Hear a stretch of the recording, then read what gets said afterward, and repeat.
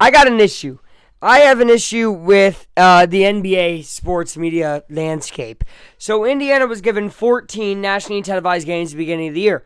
I am okay with that. I think they deserved a game on Christmas Day, which is the biggest day of the NBA year when it comes to like respect, right? Okay, they're going to put LeBron James on that day. They're going to put da-da-da. They didn't put the Pacers on that day, okay? But you know what? I said it's okay. I get it. A little bit of disrespect, but they're having a game in Paris that the Pacers will play in on national television. They have like 8 ESPN of those 14 is on ESPN. I'm like, this is awesome, right? But I think the amount of disrespect that the Pacers get is very, very funny and almost alarming to my other small market fans out there. And I know you guys are in the audience, right? So look, Indiana is ranked number 5 in college football. To put into perspective how much they don't get respected by their own fans, I have people who attend IU Bloomington that I know personally who just now started posting IU after their 10th win in a row. It took them 10 wins in a row for the first time in program history to get respect from their own students. So then I look at the Pacers. I look at an arena that's not even close to filled up compared to the Colts who sell out. And they sell out crap over there. I'm just going to keep it completely real with you guys. This is almost a message to Indiana fans. Get to Pacer games. Go. They are cheap. You can sit way up top and it's fun as hell. These games are good. The people are fun. The atmosphere is crazy. And the Pacers are a great basketball team, guys. I'm done playing around with, okay, they're good. I get their record. I understand their record.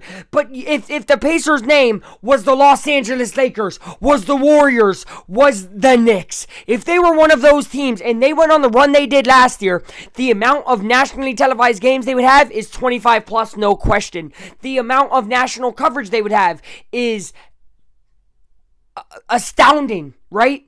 But since it's Indiana, it doesn't get covered. Reminder, the Denver Nuggets 2 years ago won the NBA championship. And you probably forgot that. Because after they won the championship, the first question was, is LeBron going to retire? Are the Clippers going to readjust? What are the Knicks doing? What are the Celtics doing? Da-da-da-da-da. What are the Nuggets doing? They just won the championship.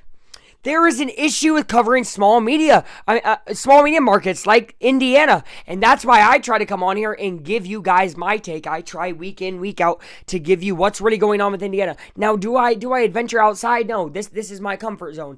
But I made a video about the Timberwolves during the regular season last year. Because, I was like, I got to give some respect to them. And I might make a Charlotte Hornets video, honestly, eventually this year. Because I think they're a slept-on team. And nobody's going to talk about Charlotte. People need to talk about these teams. And you're thinking, Luke, this is very brash. You're really ranting. You're really getting angry. Guys, Kenny Beecham, one of my favorite analysts in the YouTube game, who now is even on ESPN. Kenny has made it out as a 2K YouTuber all the way up. He's doing stuff that only I could dream of, right? Kenny Beecham today made a video called "The Knicks Look Lost." And then it was like film breakdown or something, right? And all I commented was simply, why can't the video be the Pacers look great? And a Knicks fan responded, and I think this is very telling, guys. The Knicks are 4-5, mind you. The Pacers are 5-5. Now with their latest win being a really dominant fourth quarter win over the Knicks. And he said, because y'all ain't good and you're probably worse than us. If we're worse than you, why did we win the game? And by the way, I'm not a part of the team, but I mean, why did the Pacers go out there and play a better game from minute 1 till the very end of the game? And you're thinking to yourself, well, no, Luke, the Knicks had leads here and there. It doesn't matter. You have to close it out. If having big leads won basketball games, the Pacers would have been up 3-1 against the Celtics in the Eastern Conference Final. But that's not how basketball works. And then you're thinking to yourself, well, Luke, Knicks were injured a little bit. No, dude. There was no Nemhard, no Obi Toppin, no Aaron Nesmith.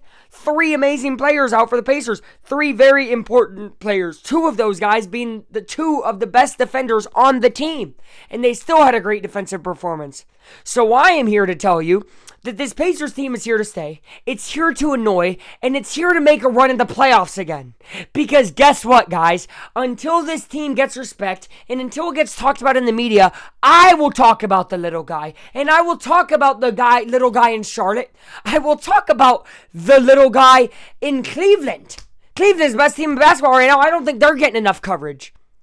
If Cleveland was Boston, right? Boston's undefeated, or Golden State, the amount of coverage they'd be getting is insane. But since they're the Cavaliers, they get one post per their win, and it's like, oh, win streak continues. That's all. Are you kidding me? There would be 5 to 6 posts per. Now, look, I think that the NBA Instagram page actually did very good respecting that Pacers win last night. You know what I mean? Posting Siakam and Benedict. But you know why? It's because they were forced to. There was 73 points combined between the two guys. Pacers offense looks like it could become historic again. And it sucks that this whole video is just me kind of being angry about them not getting covered.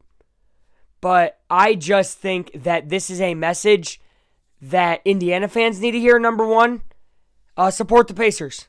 Support the Pacers like you supported the Fever. Those Fever games were sold out. I watched them. Those Fever games were sold out. Get to the Pacers. And as long as that garbage trash is on fire in Lucas Oil Stadium, go watch the gleaming light of hope in Gainbridge Fieldhouse. That's all I gotta say. Go Pacers! Boom, baby!